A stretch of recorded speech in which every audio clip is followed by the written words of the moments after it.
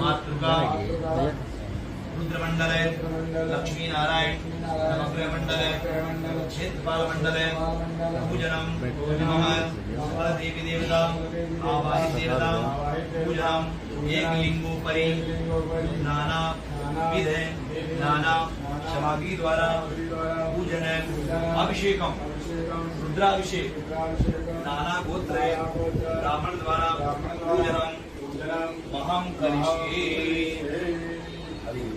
अभी आप सीधा बैठिए, कमर सीधा करिए, अपने पितरों के सुनिए जो आपके पूर्वज पिताजी के पिताजी के पिताजी जो आपके पूर्वज उनका सब आशीर्वाद आपको चाहिए। उनसे मांगे हे पितरों हमें आशीर्वाद दें, आरोग्यता प्रदान करें, आपका आशीर्वाद आपका अनुग्रह हमें चाहिए। हम भगवान की पूजा करने जा रहे हैं, आपकी कृपा चाहिए।